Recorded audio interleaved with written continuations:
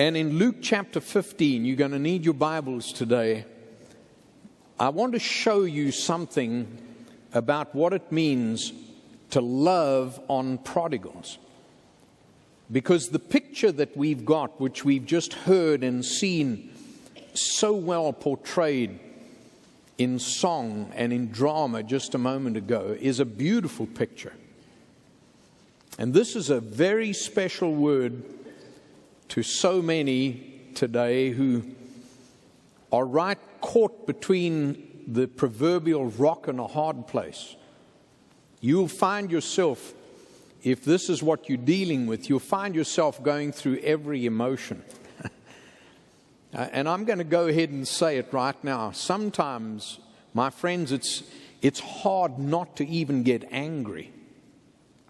I mean, sometimes you can get right to the edge, and the person you love, for whatever reason, you just eventually find yourself saying, just go and hurt yourself. And even in an even more radical expression of that, I'm just going to, so to speak, I just disown you. I don't want to have anything more to do with you. You want to do that? Go ahead and do it. And you're an adult or whatever it is, just go. As far as I'm concerned, it's your life. So could we be just very open and honest with each other today? And there's a whole vast array of emotion. And our purpose is to try and discover what it is that God would say to us. So let me read this to you in Luke chapter 15, verse 11. Jesus said that there was a man who had 2 sons, and the younger of them said to his father, "Father, give me the share of the property that is coming to me." And he divided his property between them.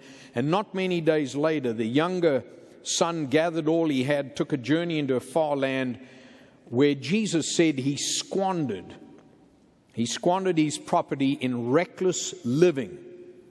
And when he had spent everything, a severe famine arose in that country, and he began to be in need. And so he went out and he hired himself out. That's quite a word there. He hired himself out to one of the citizens of that country, who sent him into his fields to feed the pigs. This man was so out of his home and environment, he was so low, he was willing to accept anything. It's amazing. Prodigalism very often gives a picture of someone who has everything, and they go to a point where they lose everything, to the point at which they are willing to do anything. That's a picture of desperate.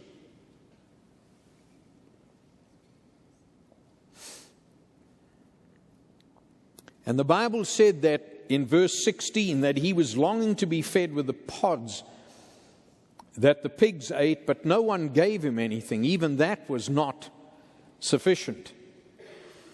But when he came to himself, he said, "How many of my father's hired servants have more than enough bread, but I perish here with hunger? So I'm going to arise, I'm going to go back to my father. And I will say to him, Father, I've sinned against heaven and before you, and I'm no longer worthy to be called your son, so treat me as one of your hired servants." And he rose, came to his father, but while he was still a long way off, his father saw him. Isn't that a beautiful expression?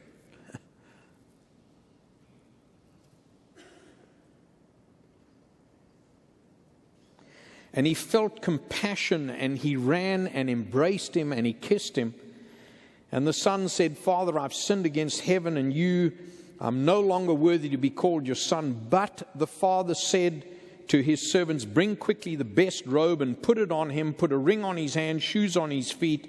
Bring the fattened calf and kill it, and let us eat and celebrate. For this my son was dead and is alive again. He was lost and is found." And they began to celebrate.